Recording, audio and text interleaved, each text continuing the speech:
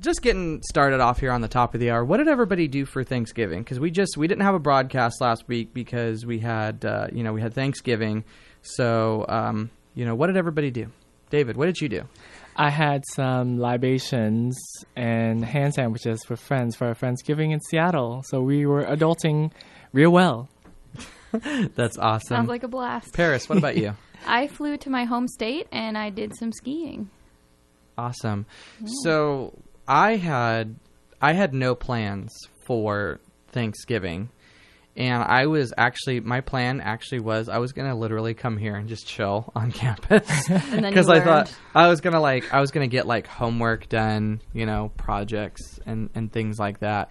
And then I actually found out as I was working in campus ministry, and Dr. Joanna Royce Davis came by, our vice president for student life, and she said, well, if you don't have any plans tomorrow, there's room at President Christ's house, and he always has, he always has students over who are unable to go home for Thanksgiving. So he said, we can put you on the list. And I was like, well, I don't know, and then she was like, well, I'll contact his assistant. I was like, okay, that's fine. So I got an email like an hour later, like, you're put on the list to go. And if you need to then you had to. And then if you need to get picked up, the vans are going to leave at this time. And I was like, I will drive myself. But I actually had a good time. I got to see more of the Gagne house than I have ever seen before. Mm-hmm. And so that's always nice. And the other thing about that is that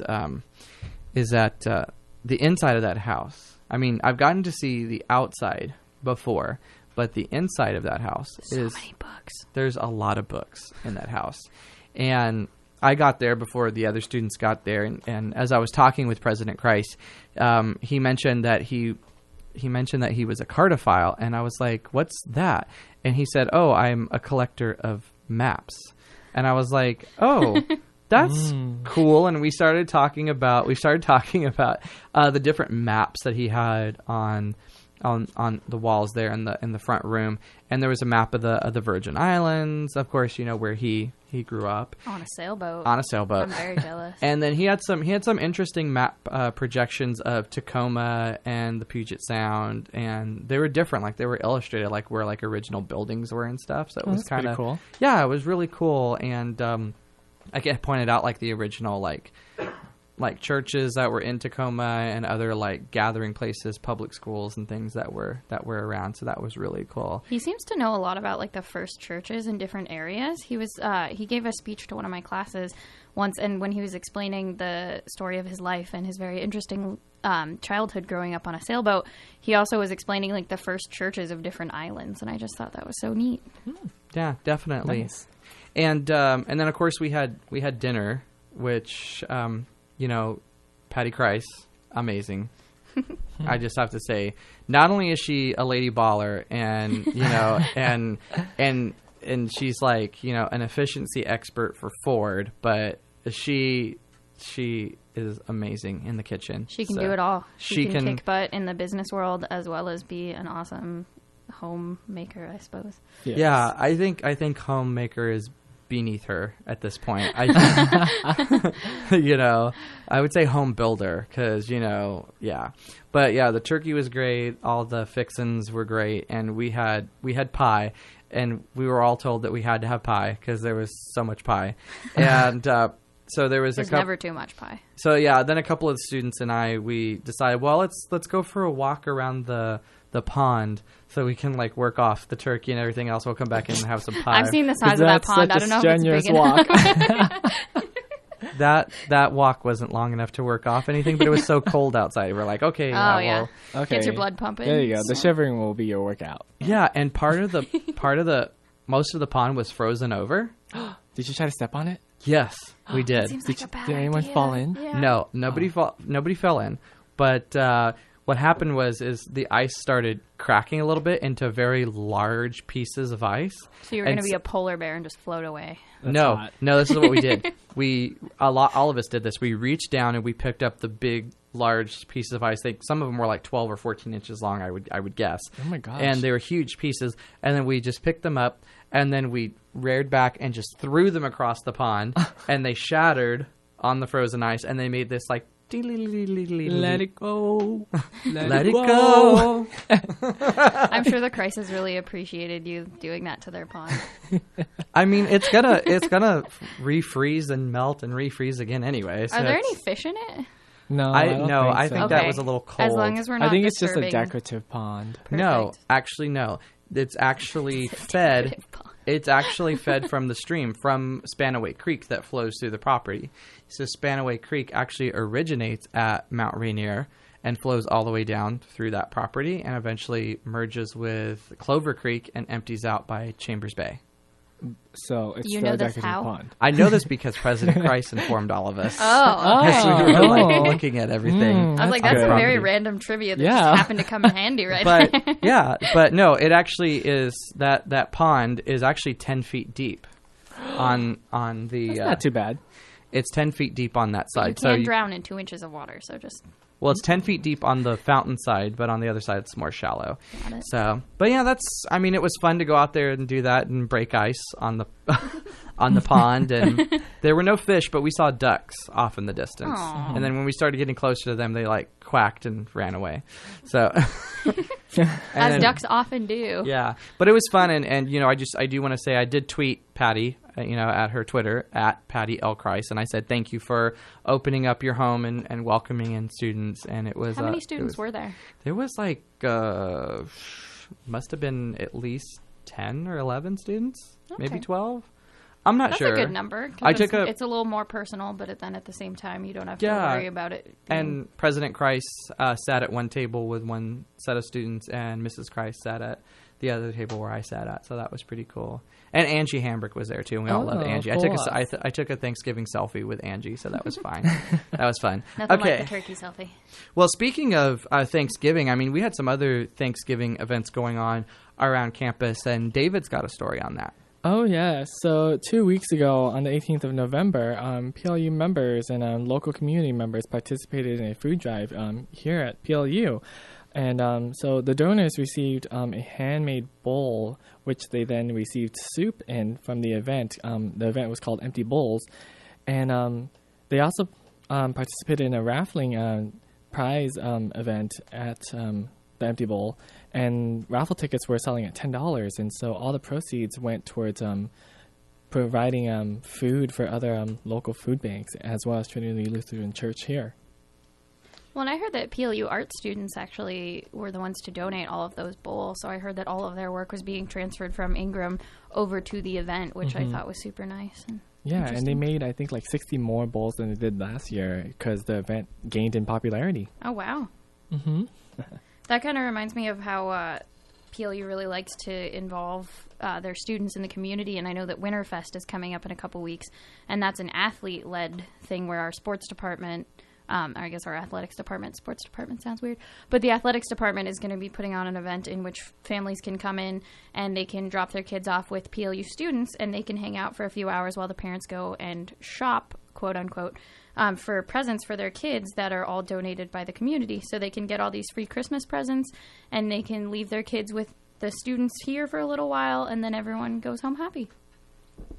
Yeah, it was a really good event, and it was just in time, too, to provide like families nearby who didn't have access to food for Thanksgiving coming up. Definitely. Yeah, that's always, I mean, it's such a big day. And then, of course, you see all the politicians like to go and help out on Thanksgiving, but they need help every day. Yep.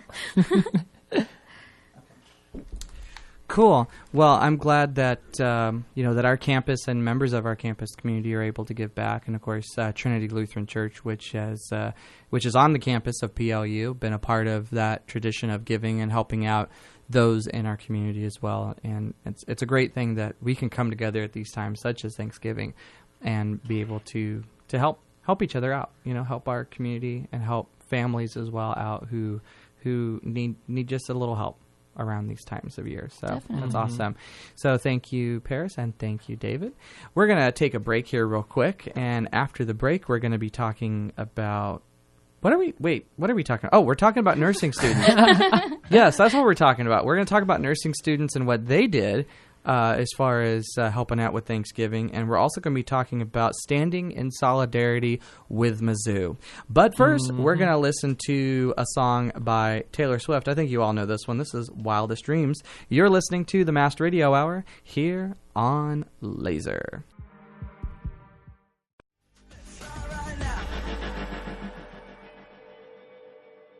Welcome back to the Mast Radio Hour here on LASR, Lute Air Student Radio. We're going to go ahead and bring on a special guest here tonight. David, you've got a story about standing in solidarity with Mizzou. Why don't you tell us about that? Yes. So on November 20th, students on campus rallied in an effort to show support and solidarity with the students in the community at Mizzou. And so here we have Theo Hoffening to speak with us about the whole event because he was a participant in the stand-in with the students for solidarity. Hello, Theo. Hi. Thanks for having me. I really appreciate it. Yeah, no problem. Thanks for being here. So what inspired you to personally participate in the stand-in? Well, for me, I was actually a part of kind of the group that decided to make it happen. We were all just like kicking it outside of the D Center, and it was probably a group of like 5 or 6 of us, of kids who just like normally hang out there. And we had heard about UPS the same day had done a really massive and super successful walkout of classes. They had like over 500 people attend. They stood on the steps of like their administration building and said, "Hey, this as students of color, as marginalized students, this is what we want." And so for me, that was like, okay, like it's here, and these things are really relevant, and we should be doing something as well. Obviously, lots of stuff has been happening at Mizzou and other colleges around the nation, Ithaca, Yale, Oxy. A lot of colleges have been working on these issues. So for me personally, it comes out of solidarity and working, with this national issue and working on something that's super relevant here at PLU as well. So, Puget Sound, UPS had a walkout in the same day that you had to stand in solidarity, or? They had it on Thursday, and we had planned this the stand in solidarity for Friday. Oh, okay. So it was around lunchtime or something, and we started like putting this together. We said, all right, you email these people, you create a Facebook event, somebody put together posters, and so it just ended up being a really cool collective effort on behalf of some students to make this happen, and we were incredibly proud and happy with the turnout. So yeah, I remember walking by Red Square. I saw you all standing in a line, and I saw the signs, and I wanted to stand just to show support too. And but unfortunately, class was beckoning, and I was like, whoa. Well, that's one thing. I mean, we stood out there, and I think that activism and ways people engage in activism, excuse me, it differs for every single person. And so, and we also aren't advocating that people, leave class or miss class. You pay for that. And I'm not trying to tell you to skip the things you pay for, but for me, the way I do activism and the way that manifests itself for me is through standing in solidarity. And so I think that, that's good. Yeah, that's very nice.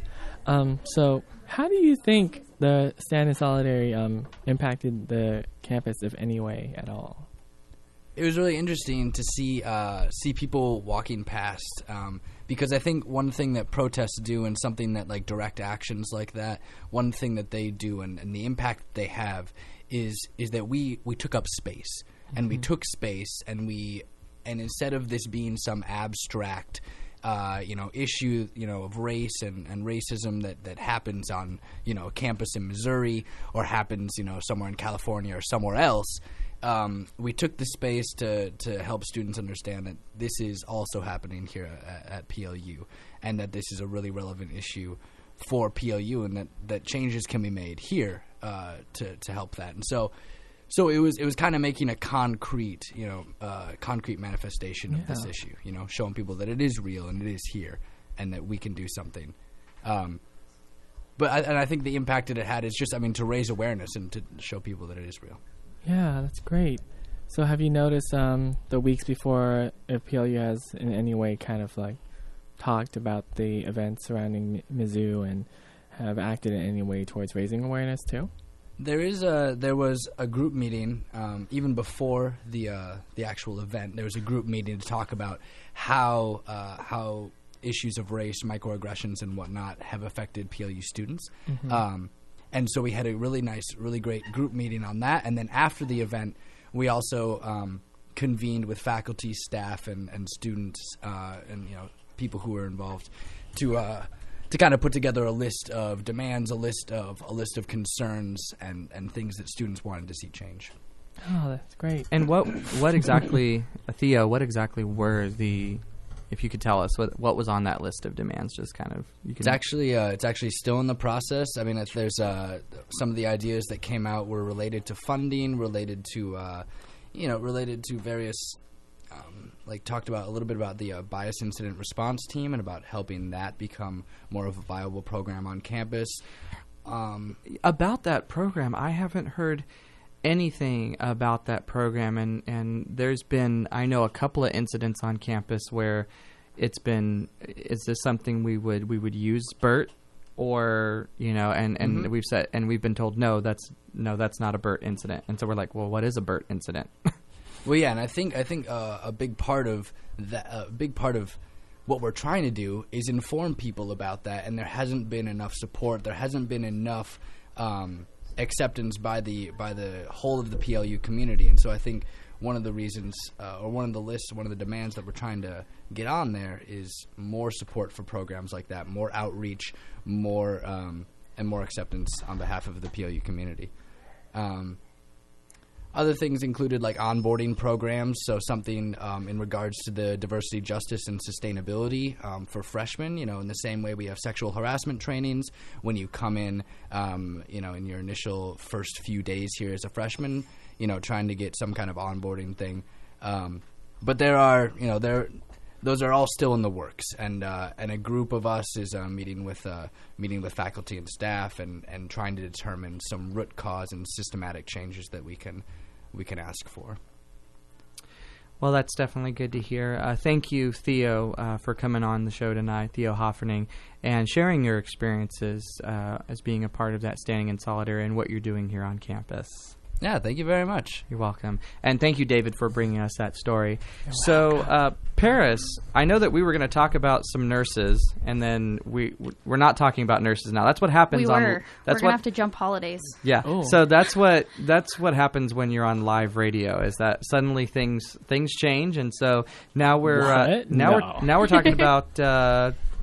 Actually, what are we talking about, Paris? Well, thanks again to Theo. That was an absolutely wonderful interview. We're so glad we could have you on and talk about such an important issue like that.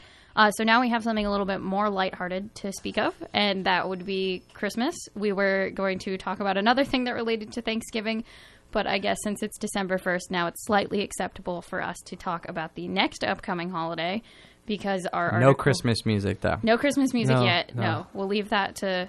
I don't know what radio stations there are up here, but I could tell you what it would be in my hometown that starts playing the Christmas music at midnight on Thanksgiving. Like, they're ready. Too Yeah. early. Yeah, I agree. Well, and I feel so bad because I love Christmas music as well. See, I love Christmas everything, but there's a time and a place. And you're Jewish. I am, So- but I think that Christmas is the greatest holiday. Scandalous. Well, because like I celebrate it as like Santa and elves and snowmen. I don't your know. Hanukkah things like bush. That. Exactly. Well, and I just brought my menorah back from going home for Thanksgiving, so Oh. I'm pretty excited about Dang. that. That's going to be awesome. Yeah, but anyways, Yes. PLU Christmas things. So we actually have an advent calendar that's up on the website. So if you want to check that out, that's super fun. And December 1st, it's a fact sort of deal. So every day there is a new fact from the last 125 years of PLU. So our December 1st one, I will read it from the website, is President John F. Kennedy. On September 27, 1963, PLU welcomed President John F. Kennedy. The president spoke at a convocation in Cheney Stadium. So we're just going to learn some new stuff about history. You know what the significance is about that particular visit? I wish I did. It was a joint convocation service with the University of Puget Sound, so with UPS. And so that's what it was over at Cheney Stadium. He addressed the students from both schools. And the other thing is that was one of his last appearances before his untimely assassination. You should be the Advent calendar. We should just set you up in the Commons and then poke you every day, and then you'll tell us something new. I support that. And what else do we got going on? Yeah, other Christmas happenings. So we also have tomorrow on December 2nd at 7 p.m. in the Ness Family Chapel, the annual Norwegian language Advent service. So that is the other happy first of Advent. So PLU will celebrate the season with our Norwegian language Advent service with Pastor Art Sortland, who will be officiating in Norwegian. So everyone is welcome to the event and to have some kransakaka afterwards, which I believe would be a Scandinavian food that I have never heard of. I haven't heard of it either. So I apologize to anyone of Scandinavian descent for just butchering the name of that. But then continuing on, there's so much happening Christmas-related. On December 3rd at 10:30 a.m. in the Scandinavian Cultural Center will be Carols with Cassie. On December 3rd at 5 p.m., also in the Scandinavian Cultural Center, will be the annual German language Advent service. So you can experience... you can experience the same...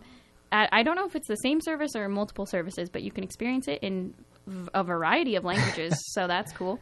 Yes. And then the Celebration of Light, it will be on December 4th at 5:15 p.m. in Red Square. And there are Christmas trees. Oh, there are. There's a few. There are Christmas trees. Because I heard that there was like a big scandal that... Well, I want to clarify. I I just want to clarify. You know, Pastor John Rosenberg, who's our interim campus pastor here, kind of got blamed for there not being any Christmas trees this year. And he, as you know, a guy who's very new here, who's doing this as a favor. He's a retired pastor, and he's doing this kind of as a favor to the university to be here and kind of help guide the ministry while we start the call process for the new pastor in the spring semester. And, he's got basically no staff other than he's got an alumni who's working a few hours a week, and he has me. Full disclosure, I work for campus ministry. So anyhow, and shout out to him because he's been writing for the paper and he's been giving announcements, and I think he's walking around to all the different offices. He's really doing a wonderful job this year. Yeah, he is. He's really talking with everybody, which is nice. But he brought in like members of RHA and ASPLU to say, hey, what are we going to do for this? And they were kind of the ones who said, well, maybe let's not have a tree this year. And then we reported that there's not going to be a tree. And people assumed. And then, and people assumed, it was that. And so, but Pastor John said, I'm not going to die on that hill. So, we are having Christmas trees. We're having lights all over Red Square. So I hope that as many of you that can make it will be out there. And we're going to be singing some carols and enjoying the lights in Red Square, and it's going to be fun. And shameless promotion, after that at 8 p.m., I hope that as many of you can come out to the Sounds of Christmas. It's one of our Christmas concerts that's going to be happening in our soiree of Christmas concerts that we have. It is the one that there are still seats available. And, of course, if you're a PLU student, you get in for free. So if you're not doing anything Friday night, you should come by Lagerquist Concert Hall at 8 p.m. and support University Men's Chorus and the University Singers as we present Sounds of Christmas. Yeah, and on that festive night. Very festive. And on that calendar, we've only made it up to December 4th. So definitely check it out because there is a lot more to come going up all the way through the end of the semester, which I believe is December 17th. But There's a lot happening, so everyone check out the website, and you can look at our fun little Advent calendar, which the website is actually snowing for you, so that's really pretty. That's awesome. And I wish it would snow here. I know, that'd be so nice. It's so cold, and then there's just rain and ice, and it's sad. Welcome to the Pacific Northwest. All right. Well, thank you for that story, Paris. Appreciate it. Yeah. And coming up after the break, we're going to be talking about ROTC, and we'll be talking about a recent candlelight vigil held on campus. But first, we're going to listen to some music. Here's Adele with Hello. This is the Mast Radio Hour on LASR.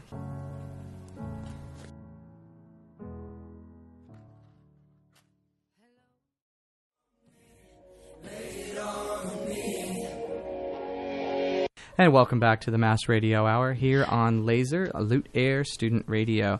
That was Rudimental featuring Ed Sheeran with Lay It All on Me. And before that was our personal favorite, Adele, with Hello. All right. So we've had a pretty good show tonight, I think, but we're getting ready to. You can't tell the audience that. No. Yeah, yes, I can. We have to show, don't No. tell. We can't tell them we're doing well. We have to just do a good job, and then they will figure it out for themselves. Our listeners are smart people, Eddie. Yeah. All Yeah, 22 of them. All 20. Hey, it's up from that's a lot. 15. It's up from 15. Hello, all 22 of progress. you. A personal hello from me. Yes. So, we've had a lot of things go on campus, and, unfortunately we didn't have a show last week because we had a shortened school week because of Thanksgiving.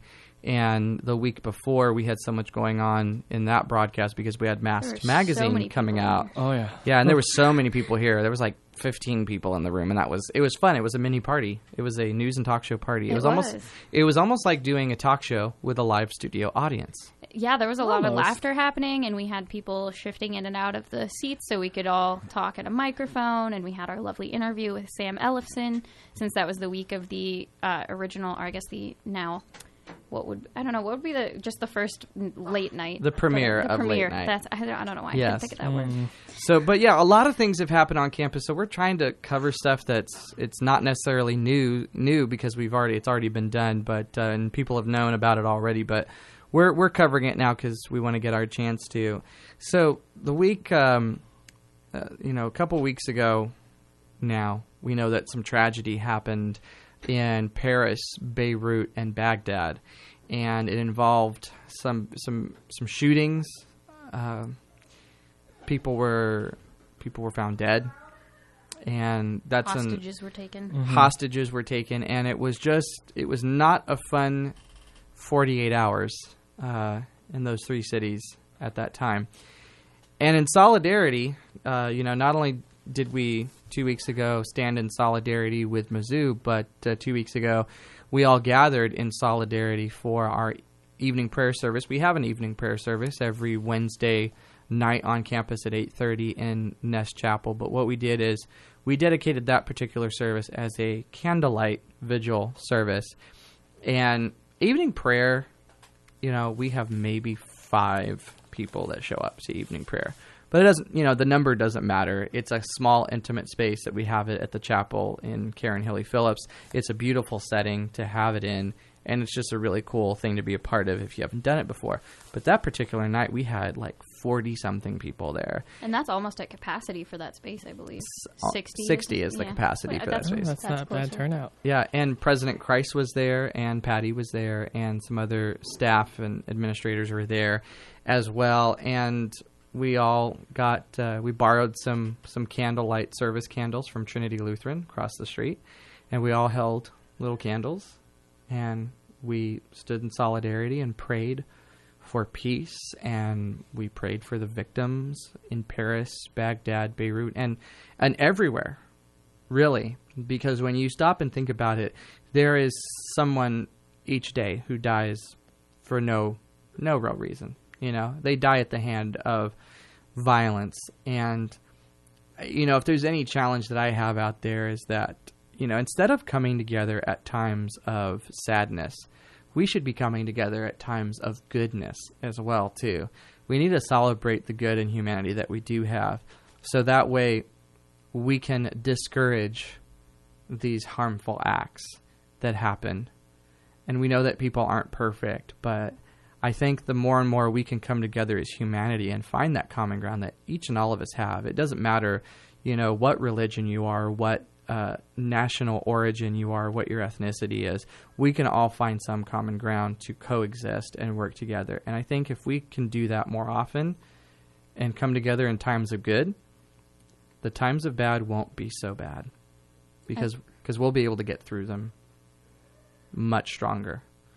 And maybe we'll be able to make even a small change, even here in Tacoma. That's what I'm hoping for. And I think everybody who came that night, that was definitely on their mind. So it was an awesome thing to be a part of. That's an excellent point about wanting to gather when something good has happened, as opposed to only wanting to come together when there are tragedies in the world. And I think that speaks volumes just on its own. Yeah. Definitely. So, speaking of something good, I think we have something to talk about with our ROTC program, don't we, Paris? We do. Speaking of the people who are out protecting us all over the world, we have a great ROTC program here at PLU. And they recently, on November 13th, sent a team of 10 to compete in the annual Ranger Challenge competition at Camp Rilea. I don't know, R-I-L-E-A, Rilea. Yep. And they spent the weekend competing against 11 other schools under very heavy rain, and they walked away with third place. Nice. Yeah, so they were behind Seattle University and University of Washington, which I find personally rather entertaining, considering that the other schools that were represented there had nothing to do with Washington.